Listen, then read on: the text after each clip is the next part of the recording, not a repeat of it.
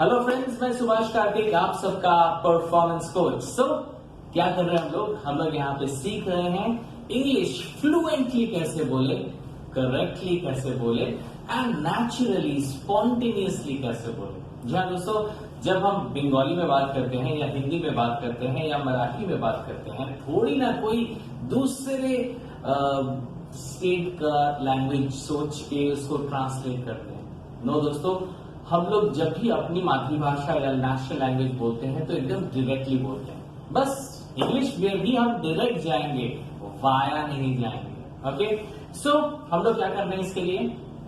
To speak English correctly हमें चाहिए right grammar, और हम हर क्लास को ग्रामर से स्टार्ट करते हैं। सो आज हम लोग ग्रामर में करेंगे वर्ब फैमिली विद सेंटेंस। ये बहुत इंपॉर्टेंट चैप्टर है, नेवर मिस इट। अगर आप ये पहली बार देख रहे हो ये एपिसोड, सो प्लीज मैं रिक्वेस्ट करूंगा कि आप एपिसोड नंबर 1 से देखो फॉर बेटर रिजल्ट। ठीक है, लेकिन एक चीज मैं बताऊंगा, मैंने 3 होमवर्क दिए थे आपको।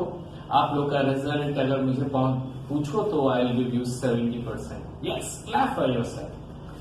हाँ दोस्तों, क्योंकि बार बार एक ही गलती हो रहा था कि मदर फॉर्म और प्रेजेंट वन को लेके काफी दिक्कत आ रही है। कुछ लोग मदर फॉर्म में भी सेम सेंटेंस लिख रहे हैं, प्रेजेंट फॉर्म में भी सेम सेंटेंस लिख रहे हैं। ऐसा नहीं हो सकता क्योंकि दोनों अलग है। साथ ही साथ पास्ट एंड पास्ट पार्टिसिपल दोनों अलग है। सो दोस्तों, आज हम लोग अपने बोर्ड पे सीखेंगे वर्ब फैमिली विद सेंटेंस। अगर आपको कभी भी कोई भी दिक्कत आए या अभी भी अगर आपको सीखने में दिक्कत आए तो नीचे कमेंट बॉक्स में जरूर लिखिएगा। सो दोस्तों, ज्यादा टाइम वेस्ट नहीं करते हैं, अपने ग्रामर सेशन में चलते हैं। So please let's go.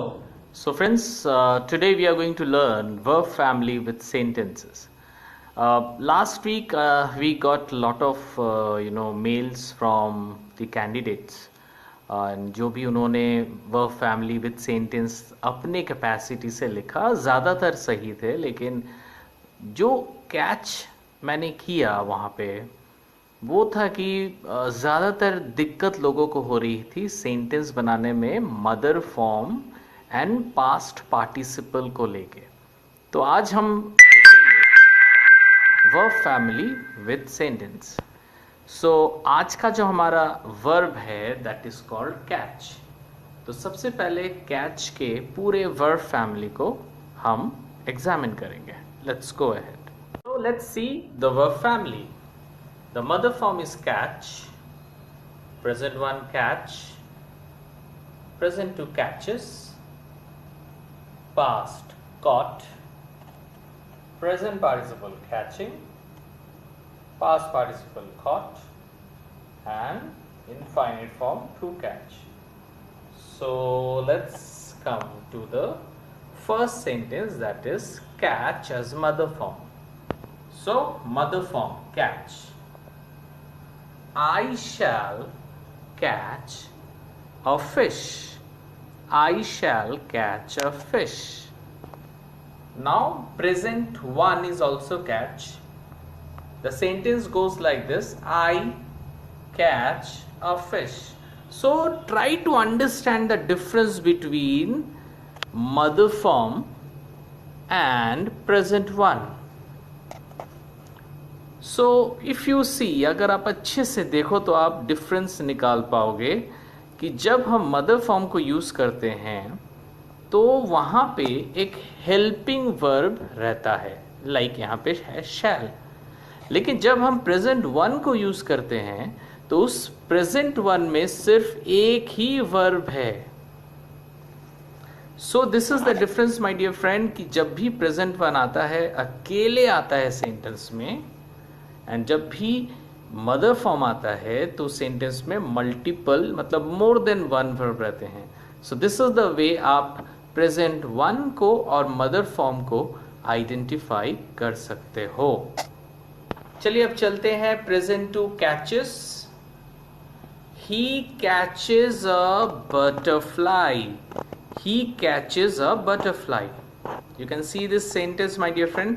सो इससे ये पता चलता है कि प्रेजेंट टू जो है वो हमेशा थर्ड पर्सन के साथ आता है। थर्ड पर्सन मतलब he, she it could be any name, कोई नाम भी हो सकता है, ये हमेशा आएगा थर्ड पर्सन के साथ। बट थर्ड पर्सन सिंगुलर होना चाहिए, प्लूरल होगा तो नहीं बैठेगा। ओके फाइन, तो सिंगुलर थर्ड पर्सन बैठता है प्रेजेंट टू में। Fine, let's go to the next, that is past. So past is Ram caught a fish. Ram ने फिश को कैच किया था या पकड़ा था। So Ram caught a fish, Ram caught a fish. So ये जो कॉट है ये है पास्ट। सो एक चीज जो हम लोग यहाँ पे करेंगे, अब डायरेक्ट हम पास्ट से चले जाएंगे पास्ट पार्टिसिपल, क्योंकि ये भी कॉट है। तो अगर सेंटेंस में पास्ट पार्टिसिपल और पास्ट दोनों आए तो कैसे समझेंगे कि कौन पास्ट है या कौन पास्ट पार्टिसिपल, देखते हैं। सो देखते हैं my dear friends, past participle caught. Ram has caught a fish. So see these two sentences, Ram caught a fish and Ram has caught a fish. दोनों में डिफरेंस मीनिंग का तो बहुत ज़्यादा है, लेकिन अभी मीनिंग पे नहीं, अभी हम लोग आइडेंटिफिकेशन पे बात कर रहे हैं। सो इस सेंटेंस में आप देखोगे कि प्रेजेंट जब भी आता है वो अकेला आता है। जैसे हमने पढ़ा था पास्ट जब भी आता है अकेले आता है। जैसे हमने पढ़ा था प्रेजेंट जब भी आता है अकेले आता है। सो लाइक दैट पास्ट में भी कॉट अकेले सेंटेंस में अकेला वर्ब है। लेकिन जब हम पास्ट पार्टिसिपल की बात करते हैं, आप देखो यहाँ पे कॉट के साथ एक हेल्पिंग वर्ब हैज है। सो दैट शोज कि जब भी पास्ट पार्टिसिपल आएगा तो किसी दूसरे वर्ब के साथ आएगा। Okay my dear friends, so past participle always comes with an another verb, and whenever past comes alone. So my dear friends, अभी हम लोग बात करेंगे प्रेजेंट पार्टिसिपल, और हमें पता है और बहुत जन इसमें राइट ही करते हैं, क्योंकि ये बोलने का हमारा जब बचपन का ही आदत है। हम लोग कैचिंग को हमेशा is, am, are, was, were के साथ यूज करते हैं। सो यहाँ पे मैंने प्रेजेंट में यूज किया है वी आर कैचिंग अ बस, वी आर कैचिंग अ बस।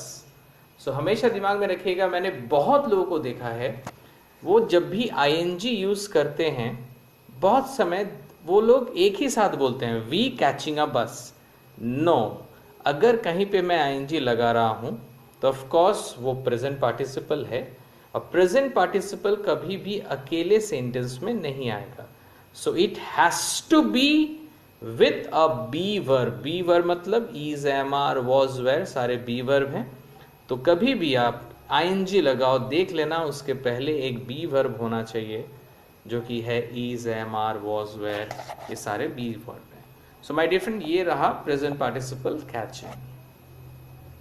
सो अभी हम लोग बात करेंगे infinite form, that is called to catch.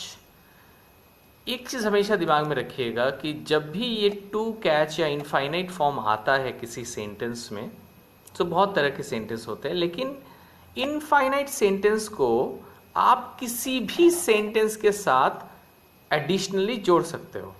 जैसे यू वॉन्ट, तो ये एक सेंटेंस है यू वॉन्ट। अब मैंने इसके साथ एक इनफाइनाइट फॉर्म जोड़ दिया to catch, you want to catch me. So try to understand दोस्तों, you want is basically the one sentence. You want a glass, you want a music, you want something. So you want is one sentence, लेकिन इस sentence का meaning को और ज़्यादा specific करने के लिए मैंने यहाँ पे एक इनफाइनाइट फॉर्म को जोड़ दिया, that is called to catch me. So you want to catch me.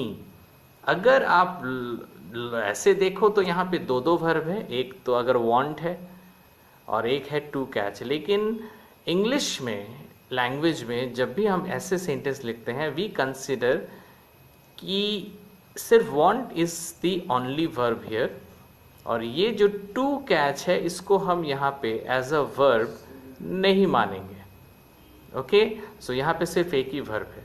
सो इस हिसाब से इस सेंटेंस को हम लोग बोलेंगे you want to catch, like I want to catch.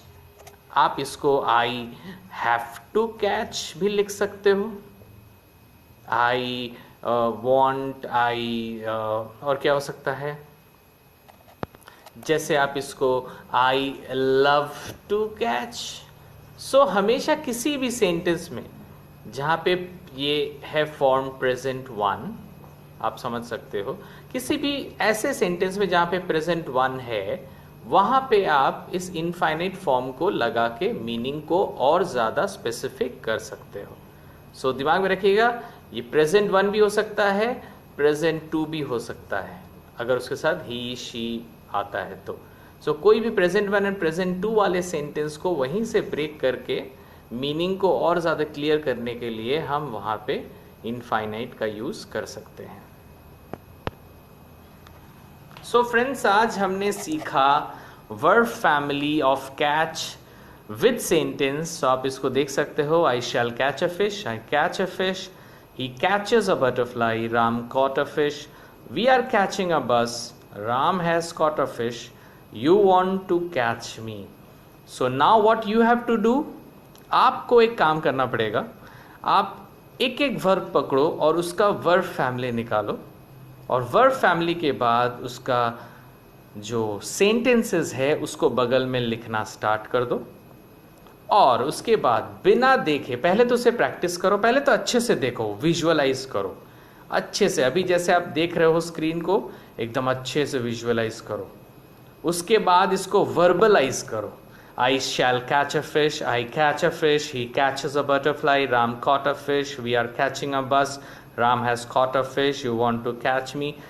इसको इतना प्रैक्टिस करो कि अगर आपको किसी ने कह दिया कि कोई अलग वर्ब देता है कोई और बोलता है कि आप वर्ब फैमिली विद सेंटेंस को बोलो, वो भी बिना लिखे और बिना देखे, तो you should be able to speak all the 7 sentences, 1 2 3 4 5 6 7, all the 7 sentences, चाहे कोई भी वर्ब हो, विद इन 15 सेकेंड्स। जी हाँ दोस्तों, एक सेंटेंस के लिए मैं 2 सेकेंड दे रहा हूँ आपको, 15 सेकेंड्स के अंदर आपको सारा बोलना है।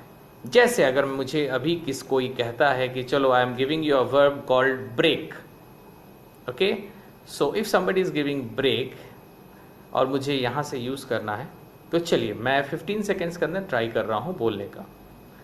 आई will break a glass, I break my table, he breaks his table, I broke my leg, I am breaking the record, she has broken her table, I want to break my umbrella।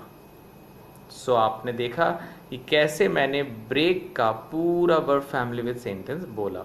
सो आपको भी यही करना है दोस्तों। सो आज हम लोग अलग से प्रैक्टिस सेशन नहीं करेंगे। आज आपको जो करना है, आपको स्क्रीन पे 3 वर्ब्स दिख रहे हैं अभी, राइट। सो इस 3 वर्ब को आपको प्रैक्टिस करना है। ये 3 वर्ब को आपको प्रैक्टिस करना है with verb family with sentences. एक एक वर्ब आपका 15 सेकेंड से ज़्यादा नहीं लेना चाहिए। सो माय डियर फ्रेंड्स, फिर मिलेंगे कल के एपिसोड में। बिल्कुल ना भूले, एसके's इजी इंग्लिश शो, आप इंग्लिश ज़रूर बोलोगे।